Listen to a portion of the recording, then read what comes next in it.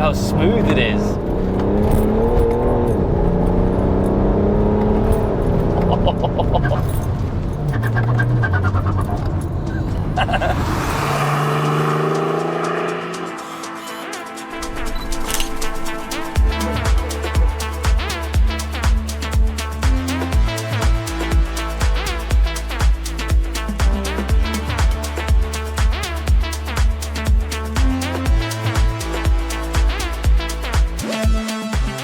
Hey guys, it's Luke here and welcome back to another video. You join me today for yet another car feature in the form of this E91 335d.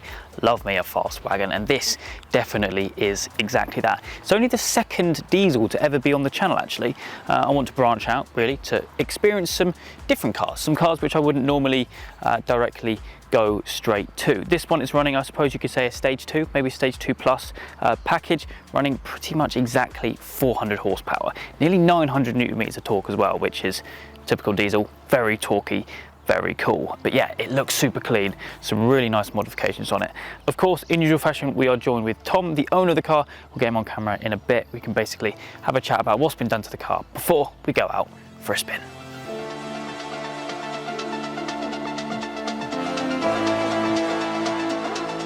Okay, we're joined now with Tom, the owner of the car, mate. Thank you so much for bringing this down today. Super tidy example. It's really, really clean. And as I said, only the second diesel to become on the channel. Always a diesel guy? Always. Fancy? Yeah, yeah. Bang for buck, I think. They, yeah. It's everyone's opinion, but I think they give you one of the best experiences. So. Yeah, that's fair enough. That's fair enough. And yeah, no, I really like what you've done with this. I'm a big fan of any touring BMW, to be honest. But yeah, we got the bonnet up obviously in usual fashion first, so I think if it's all right to give us a bit of a walkthrough about what you've done under here. It's essentially a stage 2 plus car. I've got an oversized intake elbow with an ITG foam filter and a heat shield on it. That was from GKL Performance. Various boost pipes going on, all hidden. ATM and MTC boost pipes, an R90 fuel pump in there as well. Hidden down below is a 3.5 inch decat downpipe. So nice. So it's still stock turbo and everything like that. Yeah, stock turbos.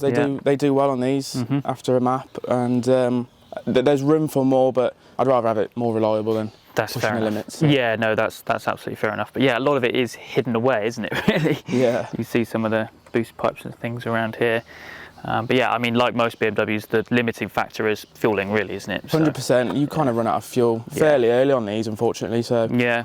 If you do want to go any more than 400, really, you're looking at a fuel pump.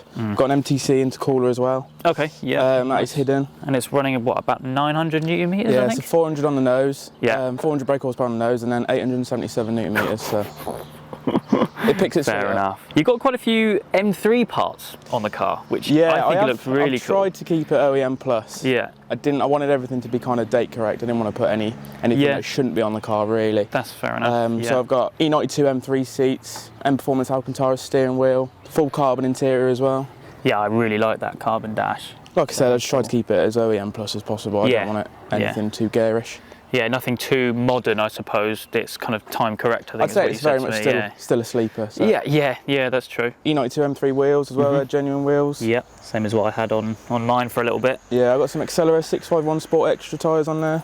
Proper sticky they are. Yeah. And for the price, I can't really moan. Yeah, they're actually quite cheap actually. These are 100 treadwear, so they get sticky real quick. It's sat on Bilstein B12s. It's fairly B-road bashing type suspension, but at the same time it can be plushed down the streets. Yeah. Moving back to the front briefly, really nice carbon front splitter on the car, and to match some of the interior pieces as well. Yeah, that's from SSDD Motorsport, same as the rear diffuser. Oh, you got a rear diffuser? Yeah, carbon rear diffuser. He set me up with a great deal with those. Very cool. I just love the fact that it's a touring. I think just the shape of them do look pretty cool. Is it a full system, or is it just downpipes? It's just a downpipe. The exhausts are fairly not really restrictive on these. So you can get away with just having a downpipe and leaving the rest stock. I didn't want it too in your face and loud, because at the end of the day I still drive this fairly on a daily basis. That's fair enough. Yeah, fair enough. So I don't want it to attract too much attention. Yeah, but it kind of does go under the radar, doesn't it? Oh, 100%. What about the gearbox as well? Is that mapped? Yes, that's XHP Stage 3. Yeah.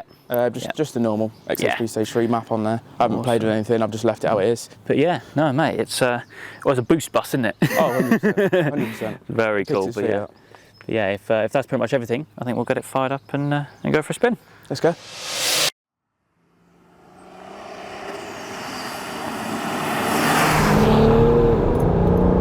Yeah, that flies. I can't get over how smooth it is. Well, I suppose that's diesel, isn't it? Like, yeah. it's got all the torque. It's that effortless power, and it does it, and it climbs up the rev range and the speedo in faster than you can watch it, really. Have you had it on the Autobahn at all? No, I haven't yet. Well, I have, but my diff was kind of broken at the time, so I couldn't really give it much. Yeah. You kind of happy where it is now, though? Do you want to take it any further, or? I don't know. We'll see what happens. I'd love to have hybrids and stuff on it. Oh, it does flood, doesn't it? Yeah, I'd love to have hybrids and stuff on it, but until these go, I think I'm just going to leave it how it is. Yeah, that's fair enough. Shifts are nice and fast as well.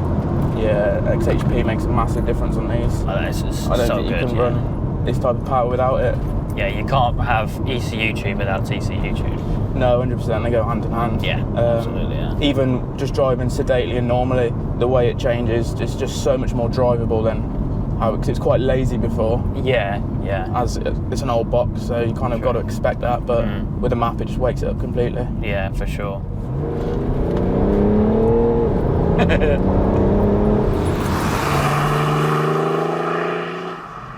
So in Sport Box, it'll give me full power, but if I just put it in drive, it gives me essentially like a stage 1 map. Okay. So I'm not using all the power all the time. Oh, I see. So that's clever. Yeah, you can go from, do you know what I mean, giving it death to just calmly driving around the town.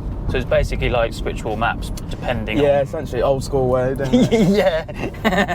It just does the job, doesn't it? Like, something like this with all the space, you can take it on a road trip and it'll just 100%. I think bang for buck, the 335Ds, I think they give everything you ever ask for, really. And it's obviously proven that you can get some good power out of them as well. Yeah.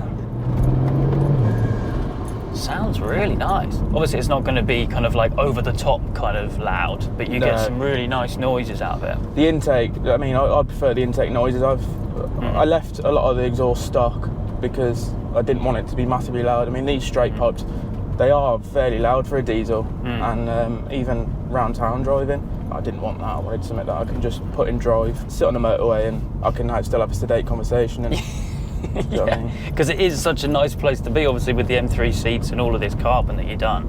Plus, you've got stuff like Apple CarPlay as well. Like, it's just a nice car. It's an all-rounder, really. It's a budget all-rounder, I'd say. You can spend God knows how much on an M3 Touring and an RS6, and I think these are sitting around the 10k mark now. And are they really? With a few little mods, you can really wake them up. So that's crazy. That is a lot of car for the money, though, isn't it? It ain't bad. I just took ages looking for one. Third gear's proper. It's weird because it doesn't rev too high, but I don't know, it's a weird sensation that almost like every rev counts. It really... Oh, 100%. There's power. I mean, I've got the dynograph, but the power is all the way around. Yeah.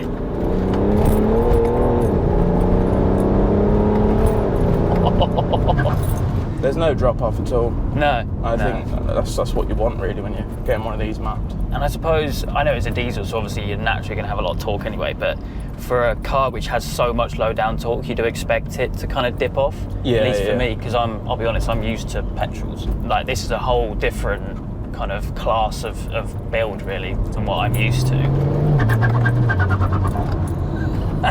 And yeah, no, it's proper fun. But it's nice. Like, normally in some of the cars that I go out in as well, like, they're big power and all that. They're not comfy. They're not, you can't just, drive them all day. Yeah. Whereas this, I fully get that you could. The power's quite usable in this as well. Do you know what I mean? I'm not lighting tyres up. I mean, I've got good sticky tyres on there.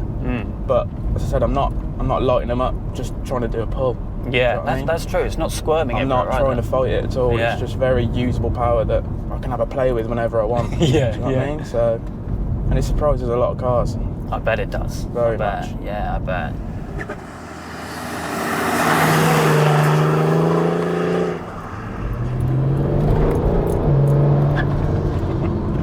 It does it so effortlessly. Do you know what? You can kind of throw it around a bit as well, can't you? Yeah.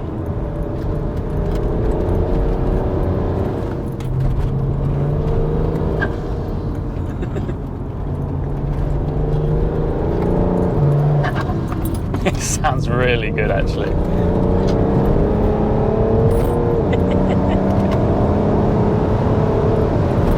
Fair play for a big car. It gets down when it needs to. Yeah, it does. It can completely change, can't it? Yeah, 100%. And I can knock it back into drive, and I'm doing 30, 40 miles an hour around town, and no one bats an eyelid. Yeah. But I've kept up with some couple of Scoobies around a few B roads. Nothing mad power, obviously. I know what it can and can't do. Yeah. And a mini JCW I kept up with around a few B roads. Yeah. That was quite well spec'd.